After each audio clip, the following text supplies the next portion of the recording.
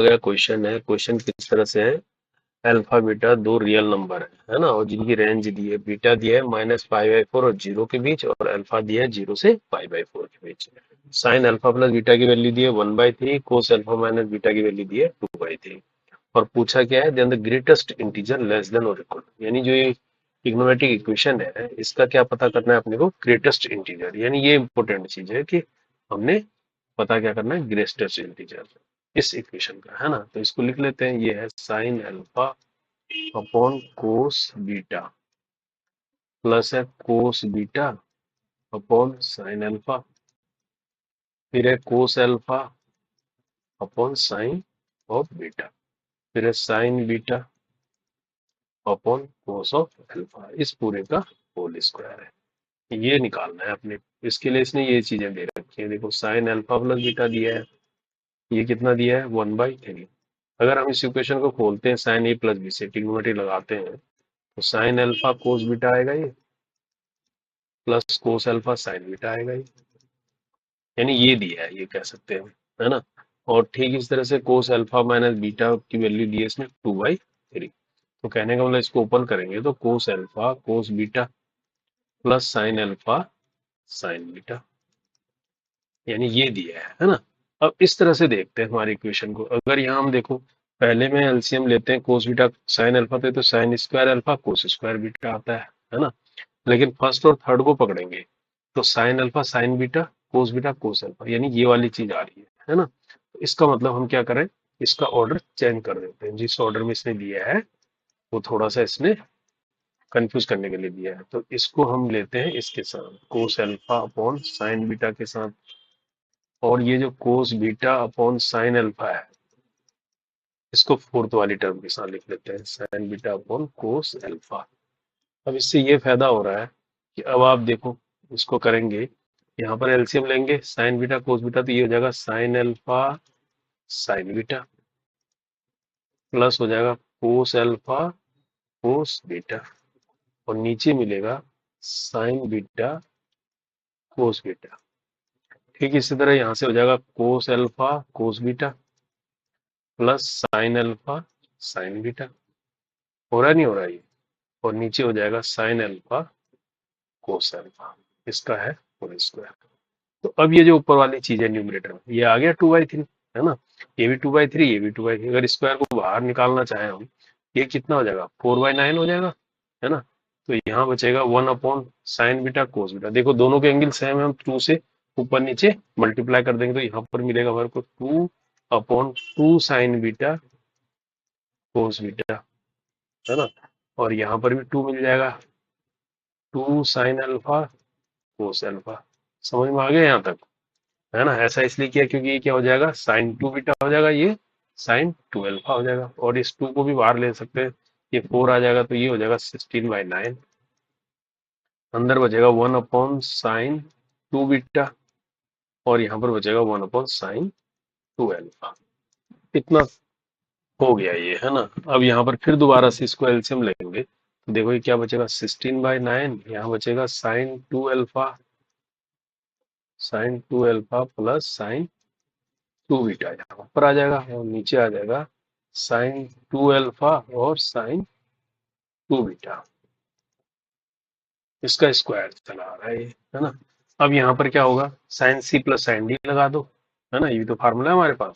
तो 16/9 sine C plus D, 2 sin C+D upon 2, तो C plus 2 alpha 2 beta upon 2 cancel हो जाएगा, sign alpha plus beta मिलेगा यहाँ पर मिल जाएगा कोस अल्फा माइनस बीटा, 2 कैंसिल हो जाएगा यहाँ भी, है ना। और ये स्क्वायर है, और नीचे है हमारे पास, देखो sin 2 अल्फा sin 2 बीटा, इसके आगे भी 2 लगाना चाहें तो हम इसको ऐसे लिख सकते हैं, 2 sin 2 अल्फा sin 2 बीटा, है ना। और यहाँ हो जाएगा ये 4, 2 से ऊपर नीचे यहाँ पे हमने क्या किया, मल्टीप्लाई कर दिया, तो ऐसा बन गया। अब साइन अल्फा प्लस बीटा की वैल्यू पता है आपको 1/3, ये 2/3, और नीचे जो है ये भी एक फार्मूला है हमारे पास। तो देखो, यानी ये जो चीज है ये हो गया 16/9, इसके ऊपर क्या हो गया, इस 4 को तो बाहर ले सकते हैं, 4 जा 16 हो गया ना ये, तो जितना बाहर निकाल सकते हो उतना निकाल लो, ये 256 हो गया, यहाँ पर बचा साइन अल्फा प्लस बीटा 1/3 और 2/3 यानी 2/9 आ गया। और नीचे क्या बचा, देखो नीचे इसको फार्मूले को ऐसे निकाल पाएंगे हम।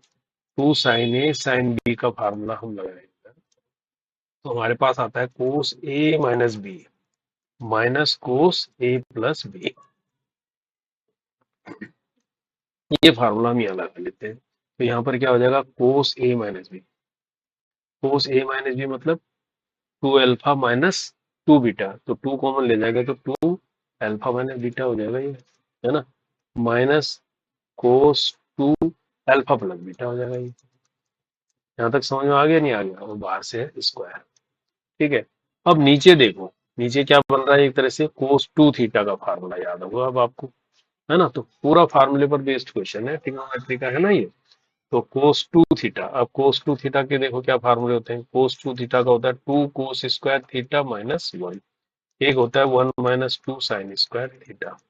अब हम पहले वाले में ये लगाएंगे क्योंकि कोस अल्फा माइनस बीटा की वैल्यू हमको पता है, हमें पता है ना, ये कोस अल्फा माइनस बीटा जो है हमें 2/3 पता है, और साइन अल्फा प्लस बीटा हमारे पास क्या है 1/3, ये तो दिया हुआ है ना। तो इसके हिसाब से चलेंगे, तो यहाँ पर ये लगाएंगे ये वाला फर्स्ट वाला। तो देखो 256/9 तो बाहर है ही, यहाँ 2/9 चल रहा है। चलो यहाँ पर देखते हैं क्या है ना। कोस ये वाला लगा देते हैं 2 कोस स्क्वायर, 2 कोस स्क्वायर, है ना, अल्फा माइनस बीटा, हो गया नहीं हो गया, -1 हो जाएगा।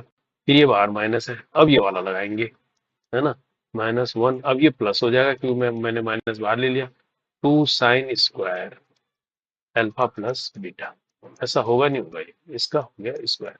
अब वैल्यू रख दो, cos alpha plus alpha minus beta और साइन अल्फा प्लस बीटा की वैल्यू तो पता है ही, है ना। तो ये सारा निकल आया यहाँ पर, तो ये निकल आया देखो 256/9, यहाँ आया 2/9, यहाँ क्या आ गया कोस अल्फा माइनस बीटा 2/3 है ना, 2/3 का स्क्वायर 4, है ना, 4/9, 4/9 है 4 जो है 8/9 हो गया ये, है ना। और ये -2 हो गया, यहाँ +2 ये है, ये 1/3 1/9 है ना, तो कितना हो गया 2/9 इसका स्क्वायर। अब क्या हुआ 256/9, ऊपर बचा 2/9 और नीचे क्या बचा 8 और 2 10/9, 10/9 -2, ये बचा इसका स्क्वायर। और फिर छोड़ा चले जाओ 256/9 है ये, है ना, 2/9 ऊपर है, नीचे क्या होगा 9 टू जा 18, 18 में से 10 गया 8, है ना, -8/9, ऐसा हुआ ना ये स्क्वायर। 9 से 9 कट गया, 2 4 जा 8, है ना। तो कहने वाला 256/9 -1/4 का स्क्वायर आ गया है। तो माइनस तो स्क्वायर है तो प्लस हो जाएगा, 256/9 इंटू 1/4, 4 जा 16, 16 16 जा 256, तो फाइनली आ गया 16/9। ये हमारा आंसर आ रहा है, लेकिन इसने पूछा क्या है, पूछा है ये ग्रेटेस्ट इंटीजर, यानी इसका ग्रेटेस्ट इंटीजर बताना है। तो इसको अगर डिवाइड करते हैं 9 2 जा 18 होता है, उससे कम यानी 9 1 जा 9 और 7, है ना, तो 1.7 के आसपास आ रहा है ये, है ना। तो कहने वाला 1 और 2 के बीच आ रहा है, तो इसका ग्रेटेस्ट इंटीजर क्या होगा 1 होगा, लोअर वाली साइड होती है ना, तो 1 इसका आंसर हो जाएगा, ग्रेटेस्ट इंटीजर के हिसाब से पूछा है। तो ये अगर ऑप्शन भी दिया हो कहीं 16/9 तो वो इसका आंसर नहीं होगा, तो इसका आंसर होगा क्या 1, है ना। तो आंसर इसमें दिया है यहाँ पर 1। तो प्योर देखो ट्रिग्नोमेट्री पर बेस्ड क्वेश्चन है ना, बस थोड़ा सा ही ध्यान रखना है, लास्ट में ग्रेटेस्ट इंटीजर निकालना है। फार्मूला याद होगा तो ये आसानी से हो जाएगा, है ना। तो सिंपल क्वेश्चन है एडवांस के हिसाब से। ओके।